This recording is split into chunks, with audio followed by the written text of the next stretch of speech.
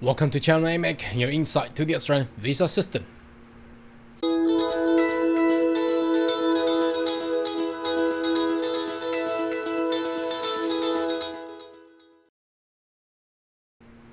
G'day everyone, my name is Carl Young, your online YouTube visa consultant.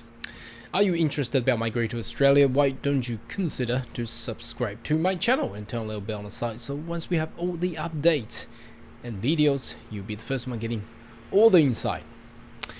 Now, since late yesterday, obviously everybody has their eyes on the budget 2022 and 23, which was announced by the Treasurer of Australian government, Josh Frydenberg.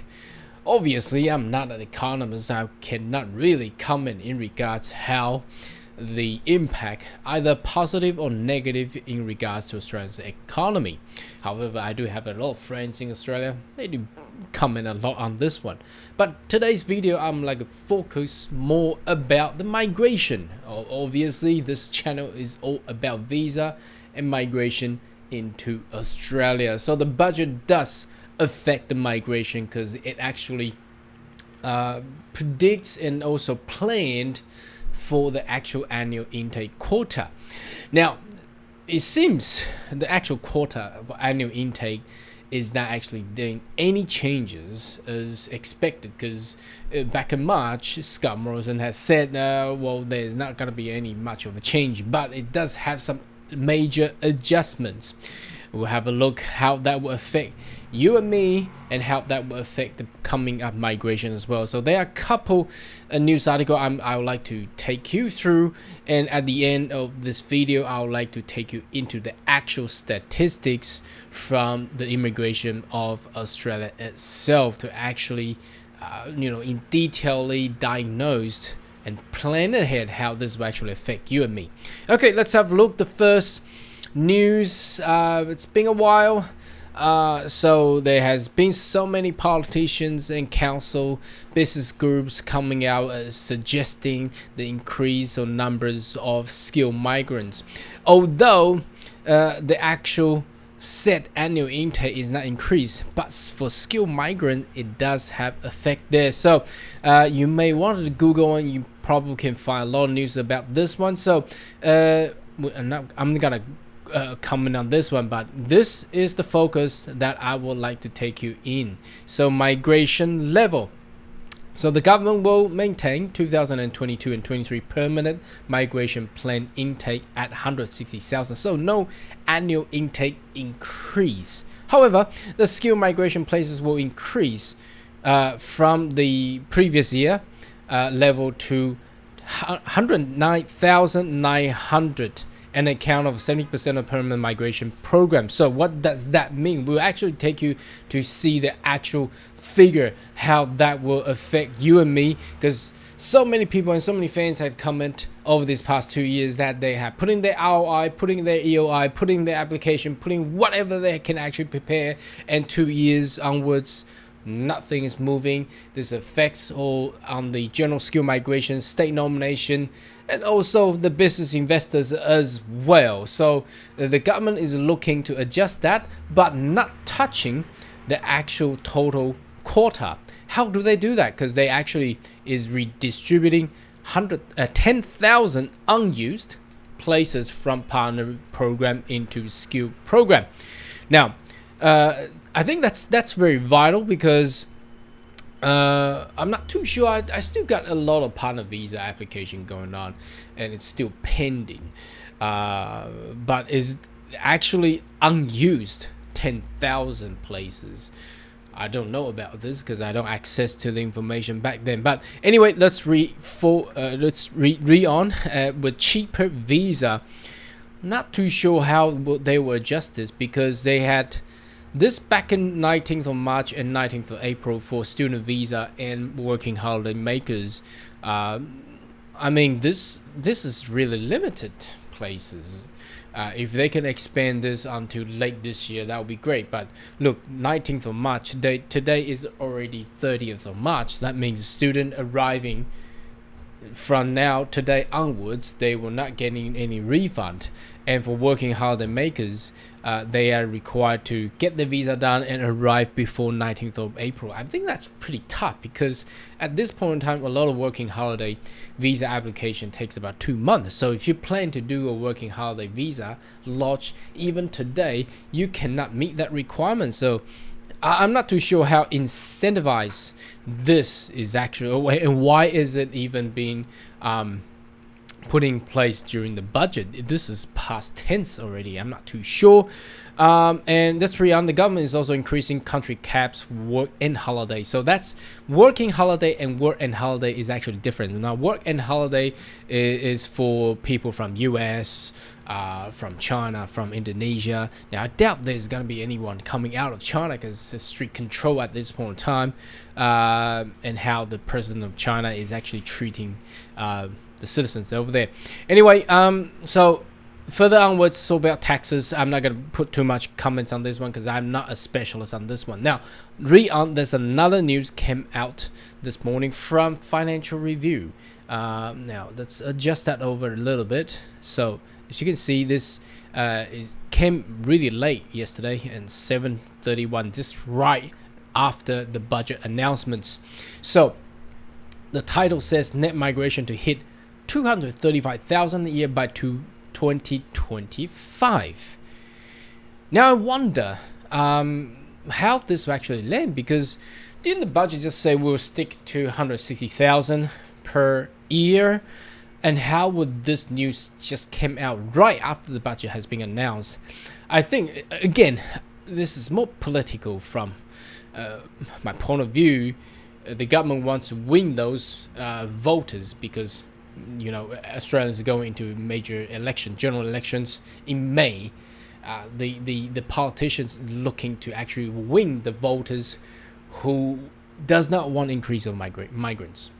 And this news came out, obviously is looking to attract those voters who agree to increase the migration quota. So they're in a balance adjusting, using the existing quota of 160,000, but reduced the partner visa program, but increase the skill migration, captions there. So it's actually quite smart the way they do it. I didn't expect they would actually do that, but it's quite smart. So now this news is saying about, 2 or 3 years later, Australia will actually hit their annual migration intake of 235,000.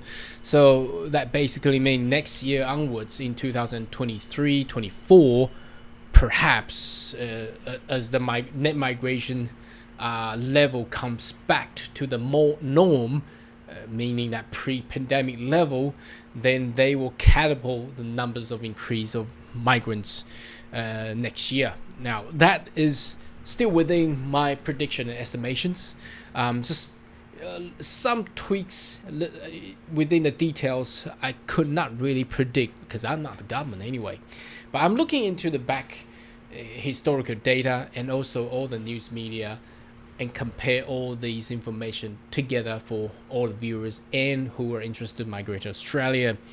Alright, so let's have a read about this news. It says returning foreign student close to 200,000 skilled migrants a year are expected to offset the national brain drain international border reopening. So what they are focusing on this year, as you can see, although the annual intake has not been increased, but they are looking to bring back all the working holiday backpackers and with increased numbers, and also the international students.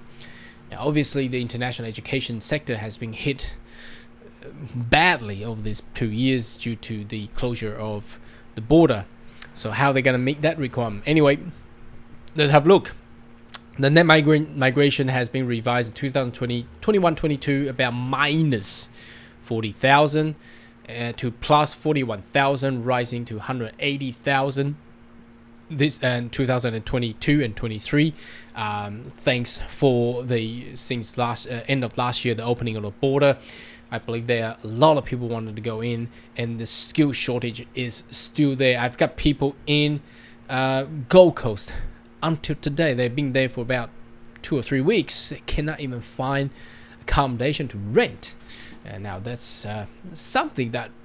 Anyway, now the Treasury number include 2022-23 skilled migrant cap of 160,000. No, well, this is wrong. It should not be skilled migration. It should be permanent migration intake, which government is expected to live coming years above 190,000. So you can see how the government is playing around the numbers and also trying to win both sides of the voters. This is all very political in a way. And let's read on.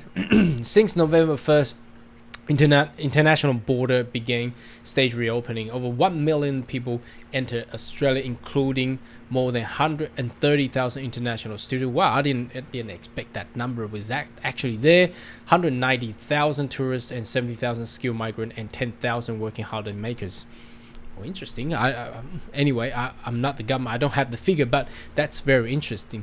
Okay. Anyway, this is what I'm trying to show you here is there is both sides of arguments, and also obviously government has set for this the coming financial year's annual intake quota to be the same, but they will lift the skilled migration quota to, let's go back to the number, where is it? 109,900 for the skilled migrant. Now let's go into the actual figures from the migration website itself, so we will have a better and clear image of how that actually look like. So you may be able to find this web page. This is the Department of Home Affairs web page, and specifically talking about 2022 and 23 migration program. There's a lot of detail, and there will be a reform for partner visa program. So if you want to stick to the old laws, old rules, you might as well want to lodge your visa as soon as possible. There's so many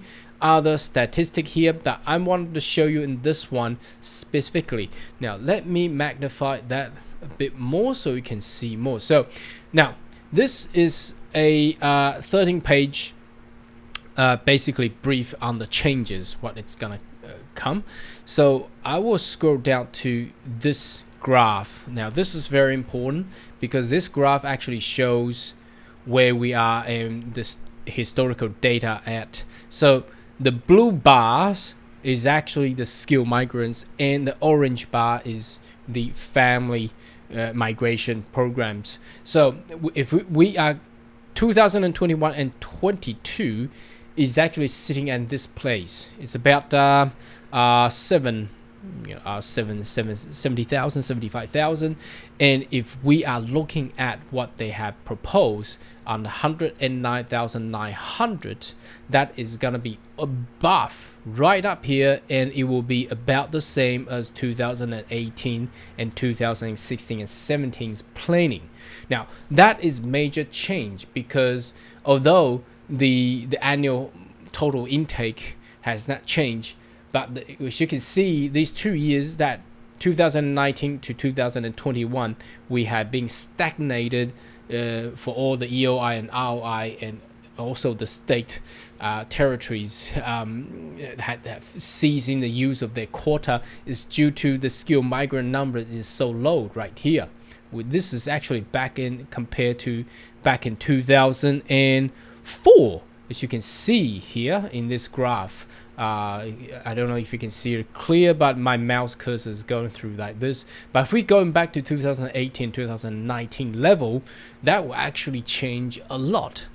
Now I think back then, well, you don't expect those kind of delay anymore. So we are looking forward in 2022 and 23 that the delay will actually be significantly reduced, and the processing time will be actually quicker, and the invites will actually get quicker as well. So I've got opened up another Home Affairs stats back in 2019, 18 and 19. So if I search on skill migration, as you can see this graph here again, we are going back on this level here. I think that's gonna be quite promising in a way, because it's actually gonna help a lot of delays in those EOIs and invite as well. So numbers does matter. but the detail actually could actually expand it more. I'm stunned how the government has utilized this way. It's quite smart in a way politically, winning both sides. That's actually quite hard. I was expected because all the business groups and people, even the state governments, are looking to getting the federal government to increase the number, but they do know there are numbers of Australian voters do not like the migration number to be actually increased. And at this point, right before the general elections, how the government has actually managed the budget is actually quite smart and intelligently managed, whereby they do not increase the annual intake, but utilizing the quota left from the partner visa program and shifted to the skilled migration quota, where it actually matches back to the previous level back in 2018 and 2017, which will significantly reduce the delay timing. Anyway, should you have more question query, more than welcome to leave a comment right down below, and I'll see you next video. Goodbye.